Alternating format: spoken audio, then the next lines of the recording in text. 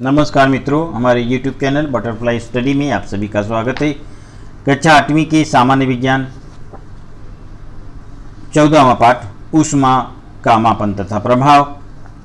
आज हम इस पाठ का अध्ययन करेंगे। थोड़ा याद करो, हमें ऊष्मा कौन कौन से स्रोतों से प्राप्त होती है, ऊष्मा का स्थानांतरण किस प्रकार होता है, ऊष्मा के कौन कौन से प्रभाव तुम्हें मालूम है। आकृति 14.1 में ऊष्मा के विविध परिणाम दिखाए गए हैं, वे कौन से हैं। यहाँ चित्र देखिए। हमने पिछली कक्षा में देखा है कि ऊष्मा का यह ऊर्जा का एक रूप है जो अधिक तापमान वाले वस्तु से कम तापमान वाली वस्तु की ओर प्रवाहित होती है। किसी एक वस्तु का तापमान यह वह वस्तु कितनी गर्म या कितनी ठंडी है यह दर्शाता है। ठंडे वस्तु का तापमान गर्म वस्तु के तापमान से कम होता है, अर्थात आइसक्रीम का तापमान यह चाय के तापमान से कम होता है। हमने यह भी देखा कि ऊष्मा देने पर पदार्थ का प्रसरण होता है तथा पदार्थ ठंडा करने पर उसका अंकुचन होता है। उसी प्रकार ऊष्मा के कारण द्रव्य में अवस्था परिवर्तन होता है। ऊष्मा की एसआई प्रणाली में जूल इकाई जूल तथा सीजीएस प्रणाली में ऊष्मा की इकाई कैलोरी है। एक कैलोरी ऊष्मा बराबर 4.18 जूल के बराबर होती है।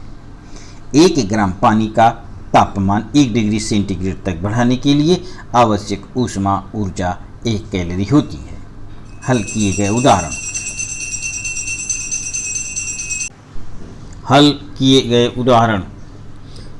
1.5 किलोग्राम पानी का तापमान 15 डिग्री सेंटीग्रेड से 45 डिग्री सेंटीग्रेड बढ़ने के लिए कितनी ऊर्जा लगेगी। उत्तर कैलोरी और जूल, इन दोनों में 2 दिया गया है। पानी का द्रव्यमान 1.5 किलोग्राम बराबर 1500 ग्राम।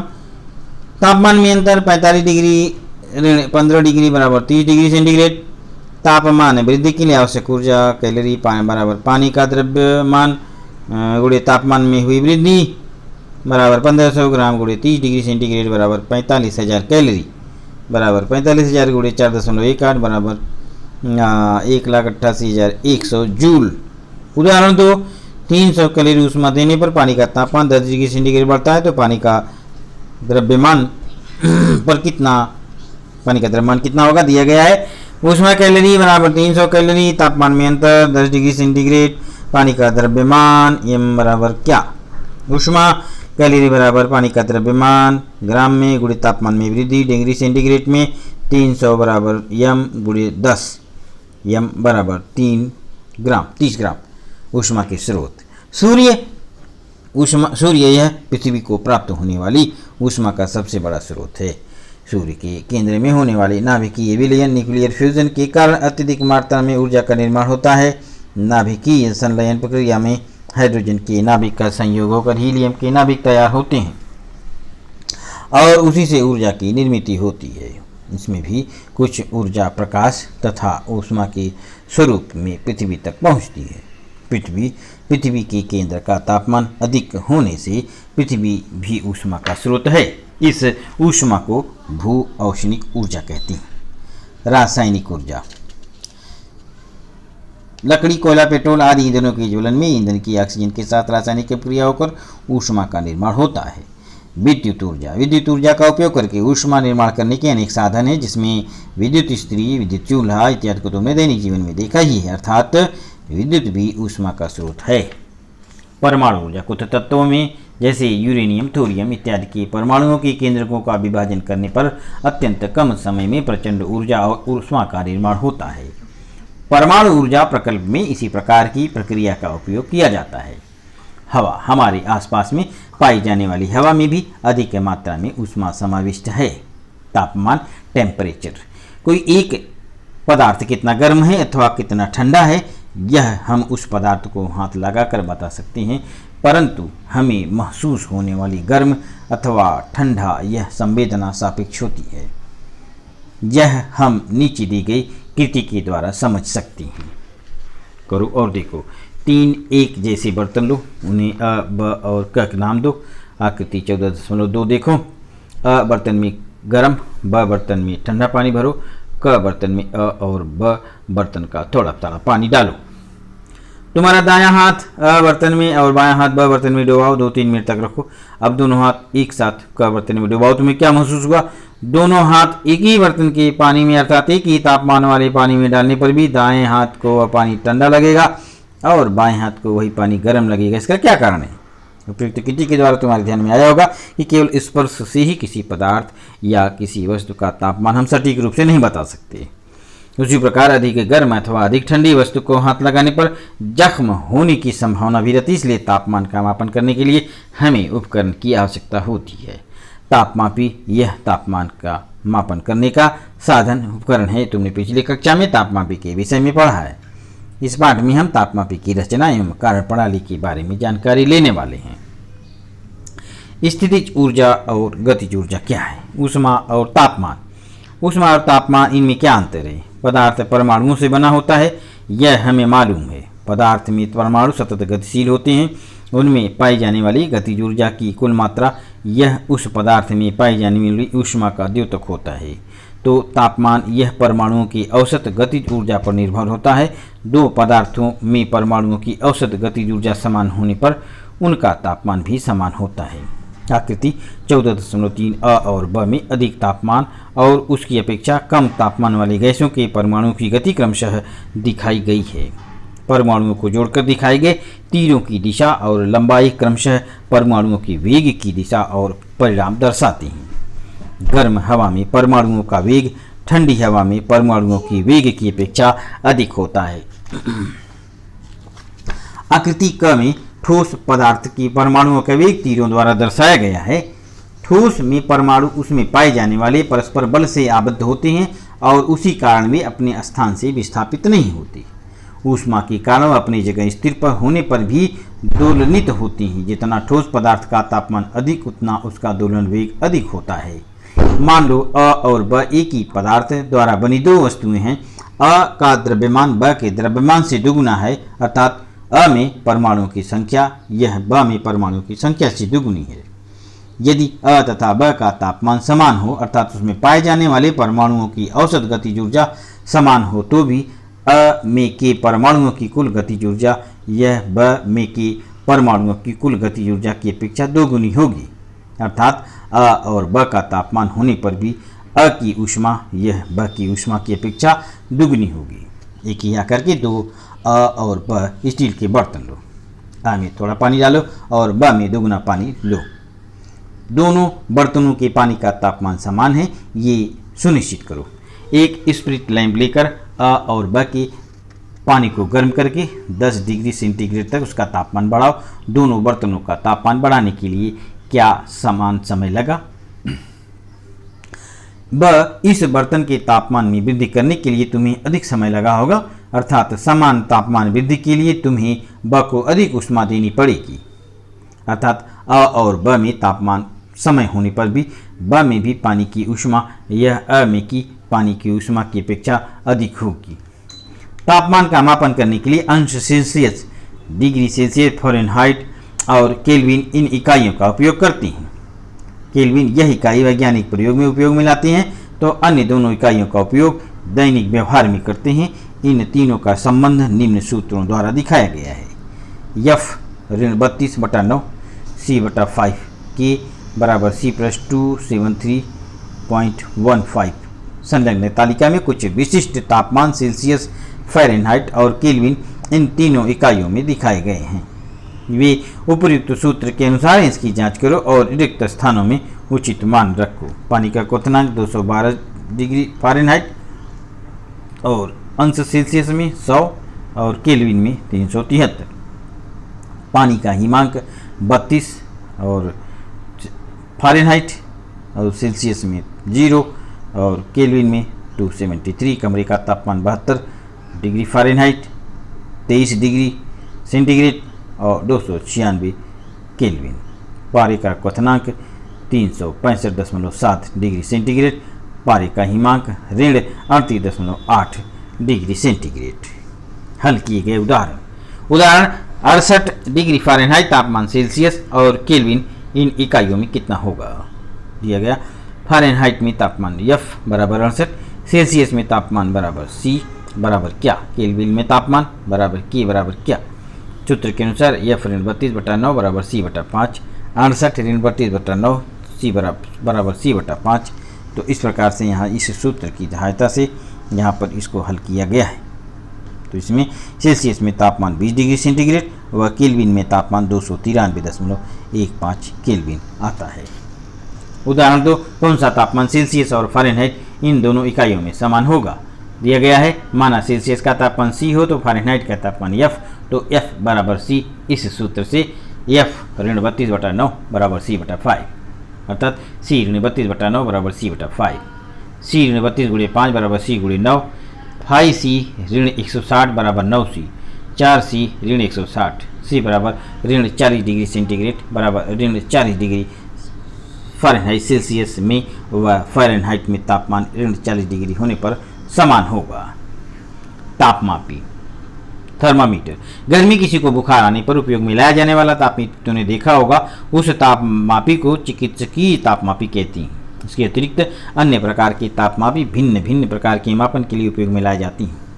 सर्वप्रथम सामान्य तापमापी की रचना एवं कार्य के विषय में जानकारी लेंगे। आकृति 14.4 में एक तापमापी का चित्र दिखाया गया है। तापमापी में एक कांच की पतली नली होती है जिसके एक सिरे पर गुब्बारा होता है। नली में पारा भरा होता है, परंतु पारा हमारे लिए हानिकारक होने के कारण उसके स्थान पर अब अल्कोहल का उपयोग करते हैं। नली की शेष जगह निर्वात के रूप में होकर नली का दूसरा सिरा बंद होता है। जिस पदार्थ या वस्तु का तापमान मापते हैं उस वस्तु के संपर्क में तापमापी का गुब्बारा कुछ समय तक रखा जाता है, जिसके कारण उसका तापमान वस्तु के तापमान के बराबर होता है। तापमान में हुई वृद्धि के कारण अल्कोहल का प्रसरण होता है और नली में उसका स्तर बढ़ता है। अल्कोहल के प्रसरण के गुणधर्म का उपयोग कर इसकी चर्चा हम आगे करेंगे। उसकी नली के स्तर में तापमान मालूम करते आता है और इस प्रकार से तापमापी की नली चिन्हांकित होती है। आकृति 14.4 में चिकित्सकीय तापमापी दिखाई गई है। एक स्वस्थ मनुष्य के शरीर का तापमान 37 डिग्री सेंटीग्रेड होता है, जिसके कारण चिकित्सकीय तापमापी में सामान्यतः 35 डिग्री सेंटीग्रेड से 42 डिग्री सेंटीग्रेड तक के तापमान का मापन करने आता है। आजकल चिकित्सकीय उपयोग के लिए उपयुक्त तापमापी के स्थान पर डिजिटल तापमापी का उपयोग किया जाता है। आकृति 14 में दिखाया गया इसमें तापमान का मापन करने के लिए ऊष्मा के कारण होने वाले द्रव की प्रसरण का उपयोग न करते हुए संवेदक का उपयोग करते हैं, जो शरीर से निकलने वाली ऊष्मा का और उस आधार पर तापमान का प्रत्यक्ष मापन कर सकता है। प्रयोगशाला में उपयोग में लाया जाने वाला तापमापी उपयुक्त आकृति 14.4 अनुसार ही होता है, परंतु उसके तापमान की गणना करने का विस्तार अधिक होता है। उसके तापमान द्वारा ऋण 40 डिग्री सेंटीग्रेड से 110 डिग्री सेंटीग्रेड के बीच का अथवा उससे भी कम व अधिक तापमान का मापन किया जा सकता है।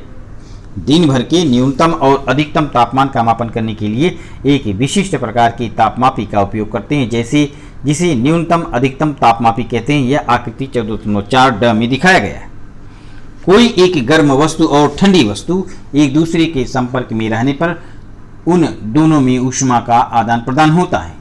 गर्म वस्तु ऊष्मा देती है और ठंडी वस्तु ऊष्मा ग्रहण करती है, जिसके कारण गर्म वस्तु का तापमान कम होता है तो ठंडी वस्तु का तापमान में वृद्धि होती है। अर्थात गर्म वस्तु में परमाणुओं की गतिज ऊर्जा कम हो जाती है तो ठंडी वस्तु का परमाणुओं की गतिज ऊर्जा बढ़ती जाती है। एक स्थिति ऐसी आती है कि उस समय दोनों परमाणुओं की औसत गतिज ऊर्जा समान होती है, अर्थात उसका तापमान भी समान होता है। विशिष्ट ऊष्मा स्पेसिफिक हीट पदार्थ की विशिष्ट ऊष्मा यह एक इकाई द्रव्यमान वाले पदार्थ के तापमान में 1 डिग्री सेंटीग्रेड तापमान में वृद्धि करने के लिए लगने वाली ऊष्मा है। इसे C इस चिन्ह द्वारा दर्शाते हैं। इसकी SI प्रणाली में इकाई जूल प्रति किलोग्राम डिग्री सेंटीग्रेड और CGS प्रणाली में कैलोरी प्रति ग्राम डिग्री सेंटीग्रेड यह है।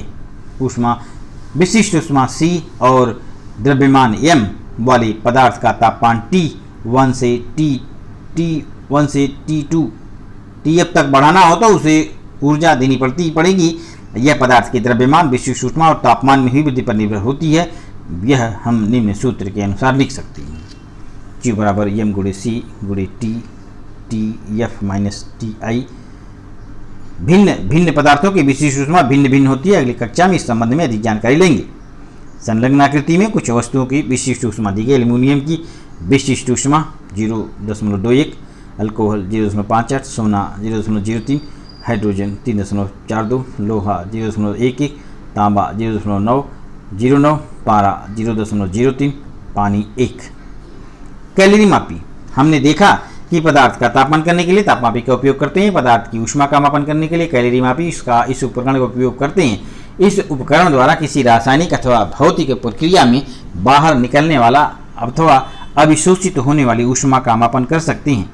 आकृति 14.5 में एक कैलोरी मापी दिखाया गया है। इसमें किसी थर्मस फ्लास्क के अनुसार ही अंदर और बाहर के दो बर्तन होते हैं, जिसके कारण अंदर के बर्तन में रखे पदार्थ की ऊष्मा अंदर से बाहर नहीं जा सकती और उसी प्रकार ऊष्मा बाहर के अंदर नहीं आ सकती, अर्थात अंदर का बर्तन और उसमें के पदार्थ को आसपास से ऊष्मीय दृष्टि से दूर रखे जाते हैं। यह बर्तन तांबे के होता है। इसमें तापमान का मापन करने के लिए एक तापमापी और द्रव हिलाने के लिए एक विडोलक रखा जाता है। बुखार आने पर माँ तुरंत कपाल पर ठंडे पानी की पट्टियाँ रखती है। क्यों? कैलोरी मापी तांबे की क्यों बनाते हैं? कैलोरी मापी में एक स्थिर तापमान वाला पानी रखा जाता है, अर्थात पानी का और अंदर के बर्तन का तापमान समान होता है। इसमें कोई भी एक गर्म वस्तु डालने पर उस वस्तु पानी के और अंदर के बर्तन इसमें ऊष्मा का आदान प्रदान होता है और इस कारण इसका तापमान समान होता है। कैलोरी मापी के अंदर वाले बर्तन और उसमें रखा पदार्थ आसपास के अन्य सभी वस्तुओं से और वातावरण से ऊष्मीय दृष्टि से दूर रखने पर गर्म वस्तु द्वारा की दी गई कुल ऊष्मा और पानी द्वारा तथा कैलोरी मापा द्वारा ग्रहण की गई कुल ऊष्मा यह समान होती है। इसी प्रकार कैलोरी मापी में गर्म वस्तु के स्थान पर ठंडी वस्तु डालने पर वह वस्तु पानी में से ऊष्मा ग्रहण करेगी और उसके तापमान में वृद्धि होगी। पानी की और कैलोरी मापी की ऊष्मा कम होगी और उसका तापमान भी कम होगा। मान लो कैलोरी मापी के अंदर वाले बर्तनों का द्रव्यमान mc और तापमान T1 है और उसमें भरे हुए पानी का द्रव्यमान mw है। पानी का तापमान कैलोरी मापी के तापमान के बराबर अर्थात T1 होगा। उसमें हमने mo द्रव्यमान और To तापमान वाला पदार्थ डाला। To यह T1 की अपेक्षा अधिक होने पर वह पदार्थ पानी को और कैलोरी मापी को देगा और जल्दी ही इन तीनों का तापमान समान होगा। इस अंतिम तापमान को हम TF कहेंगे। पदार्थ द्वारा दी गई कुल ऊष्मा Q यह पानी द्वारा ग्रहण की गई कुल ऊष्मा QC और कैलोरी मापी द्वारा ग्रहण की गई कुल ऊष्मा QC इसके योगफल के बराबर होगी। यह समीकरण हम निम्न प्रकार से लिख सकते हैं। QO बराबर QW धन QC 4। ऊपर दिए गए अनुसार QO, QW और QC ये द्रव्यमान तापमान में परिवर्तन अर्थात डेल्टा T और पदार्थ की विशिष्ट ऊष्मा इस पर निर्भर होती है। कैलोरी मापी के पदार्थ का, पानी का और गर्म वस्तु के पदार्थ की विशिष्ट ऊष्मा क्रमशः CC, CW और CO होने पर सूत्र 3 का उपयोग करेंगे। QO बराबर MO x delta T 0 x CO delta TO बराबर TO ऋण TF। QW बराबर MW x delta TW x CW delta TW बराबर TF ऋण T1। QC बराबर MC गुणे delta TC x CC delta TC बराबर TF ऋण T1 बराबर डेल्टा TW।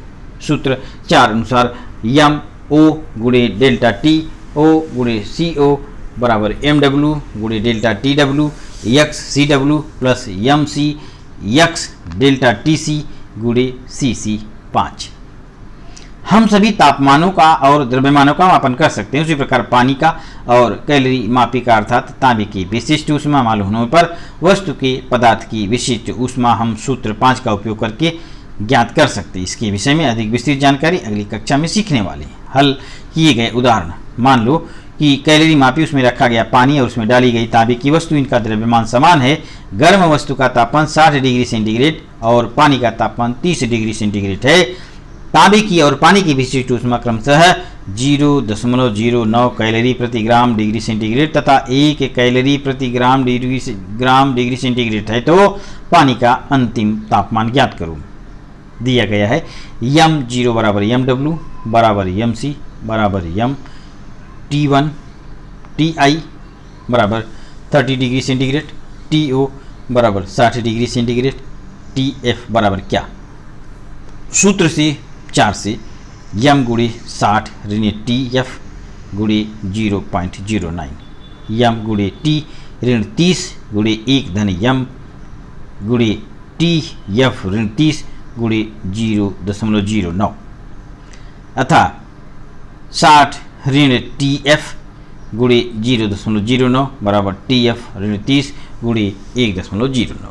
60 गुणे 0.09 धन 30 गुणे 1.09 बराबर 1.09 धन 0.09 TF। TF बराबर 32.29 डिग्री सेंटीग्रेड, 29 डिग्री सेंटीग्रेड। पानी का अंतिम तापमान 32.29 डिग्री सेंटीग्रेड होगा। ऊष्मा का प्रभाव, इफेक्ट ऑफ हीट। मैंने पिछली कक्षा में ऊष्मा के पदार्थ पर होने वाले दो परिणाम देखे हैं, अंकुचन, प्रसरण, पदार्थ की अवस्था में परिवर्तन। इस पाठ में हम प्रसरण के विषय में अधिक जानकारी प्राप्त करने वाले हैं। पदार्थ की अवस्था परिवर्तन है तो अगली कक्षा में पढ़ोगे। प्रसरण, एक्सपेंशन, किसी भी पदार्थ को ऊष्मा देने पर उसके तापमान में वृद्धि होती है और उसी प्रकार उसका प्रसरण होता है। होने वाला प्रसरण उसके तापमान में होने वाली वृद्धि पर निर्भर करता है। ऊष्मा के कारण ठोस, द्रव और गैस ऐसे सभी पदार्थों का प्रसरण होता है। ठोस का प्रसरण, एक रेखीय प्रसरण।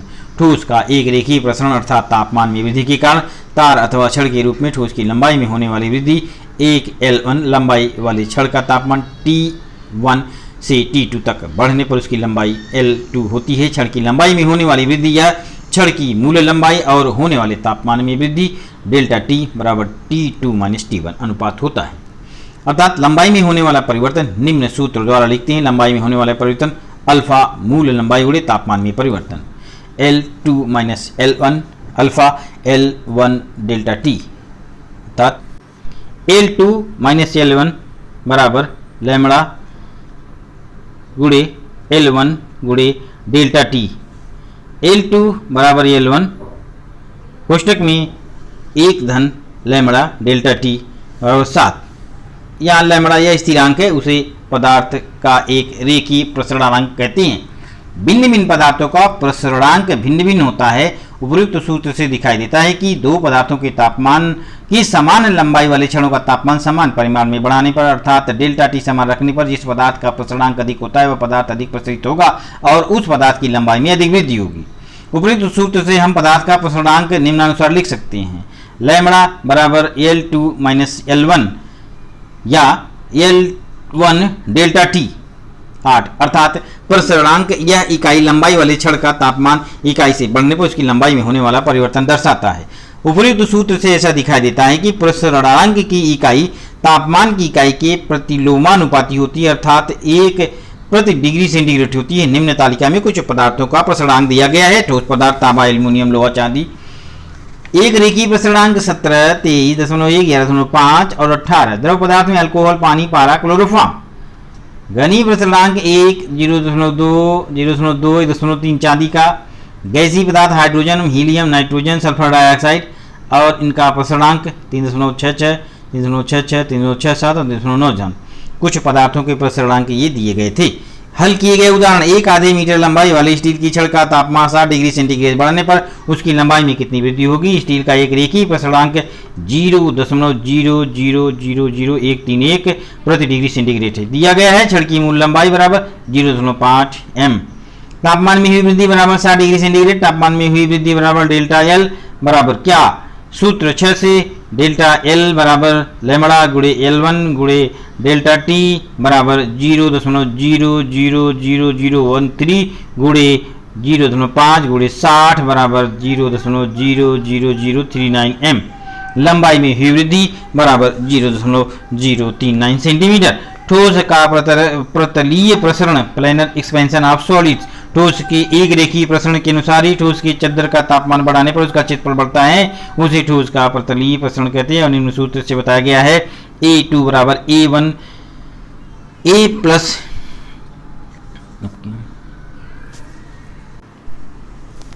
एक धन सिग्मा डेल्टा T 9। यहाँ पर डेल्टा T या तापमान में परिवर्तन होकर A1 और A2 यह ठोस की चद्दर का प्रारंभिक और अंतिम क्षेत्रफल है। सिग्मा यह पदार्थ का द्विघातीय व प्रतलीय प्रसरणांक है। ठोस का घनीय प्रसरण, वॉल्यूमेट्रिक एक्सपेंशन ऑफ सॉलिड। ठोस के चद्दर जैसे ठोस के त्रिमितीय टुकड़े को ऊष्मा देने पर भी उसका सभी ओर से प्रसरण होता है और उसके आयतन में वृद्धि होती है, इसी ठोस का घनीय प्रसरण कहते हैं। इसका सूत्र निम्नानुसार लिख सकते हैं। V2 बराबर V1 बराबर V1 plus beta delta T 10। यहाँ पर डेल्टा T या तापमान में होने वाला परिवर्तन होकर V2 और V1 यह ठोस का अंतिम तथा प्रारंभिक आयतन है और बीटा यह द्रव का ठोस प्रसरणांक है। क्या तुम जानते हो, तुम रेल पटरी देखी है क्या, वे लंबी एक साथ जुड़ी नहीं होती। कुछ निश्चित दूरी पर उनमें थोड़ी दरार रखी जाती है, अर्थात तापमान में होने वाले परिवर्तन अनुसार उनकी लंबाई कम या अधिक होने में मदद मिलती है। दरार रखी नहीं तो ऊष्मा के कारण प्रसरित हुई पटरी टेढ़ी होगी और दुर्घटना होने की संभावना होगी। रेल की पटरी के समान प्रसारण के कारण गर्मी में पुलों की लंबाई में वृद्धि होने की संभावना होती है। डेनमार्क में 18 किलोमीटर लंबाई वाले द ग्रेट बेल ब्रिज की लंबाई गर्मी में 4.7 सेंटीमीटर से बढ़ती है, इसलिए पुल की संरचना में भी इस प्रसारण को समाविष्ट करने की व्यवस्था की गई है। द्रव का प्रसारण, एक्सपेंशन ऑफ लिक्विड्स। द्रव का निश्चित आकार नहीं होता परंतु उन्हें निश्चित आयतन होता है, इसलिए हम द्रव को घनीय प्रसारणांक उपयुक्त सूत्र द्वारा लिख सकते हैं। V2 बराबर V1 1 plus beta delta T. यहाँ पर डेल्टा टी यह तापमान में होने वाले परिवर्तन है तथा V2 और V1 ये द्रव का अंतिम तथा प्रारंभिक आयतन है और बीटा यह द्रव का प्रसारणांक है। द्रव की प्रसारण का दैनिक जीवन में होने वाले कौन सा उपयोग तुम्हें मालूम है? उपमा का पानी पर होने वाले परिणाम या अन्य द्रवों पर होने वाले परिणाम की अपेक्षा थोड़ा भिन्न होता है, इसे ही पानी का असंगत व्यवहार कहते हैं। इसके विषय में हम अगली कक्षा में पढ़ने वाले हैं। गैस का प्रसारण, गैस की निश्चित आयतन नहीं होता। गैस को ऊष्मा देने पर उसका प्रसारण होता है, परंतु गैस को एक निश्चित आकार की बोतल में भरने पर उसके आयतन में वृद्धि नहीं हो सकती और उसका दाब बढ़ता है। यह आकृति 14.7 में बताया गया है। आकृति 14.7 देखकर निम्न प्रश्नों के उत्तर लिखो। 2. घनत्व बराबर द्रव्यमान बटे आयतन। इस सूत्र के अनुसार बंद बोतल में गैस के तापमान में वृद्धि करने पर उसके आयतन पर क्या परिणाम होगा? बोतल बंद न होने पर उसमें सरकने वाली छड़ बैठाने पर गैस के आयतन पर कौन सा परिणाम होगा? जिसके कारण दाब स्थिर रखकर गैस के प्रसारण का मापन करते हैं। इस प्रकार के प्रसारण को स्थिर दाब प्रसारण कहते हैं। यह निम्न सूत्र द्वारा दिखाया गया। V2 बराबर V1 plus 1 plus beta delta T द्वारा यहाँ डेल्टा टी तापमान में होने वाले परिवर्तन होकर V2 और V1 ये गैस के समान दाब पर अंतिम और प्रारंभिक आयतन है और यह बीटा गैस का स्थिर दाब प्रसारणांक है। इस प्रकार से गैस को ऊष्मा देने पर हम उसका घनत्व कम होता है और उसका उपयोग आकृति 14.1 में किस चित्र में दिखाई देता है। इस प्रकार से हमारा ये पाठ समाप्त होता है। धन्यवाद। पहले हम खत्म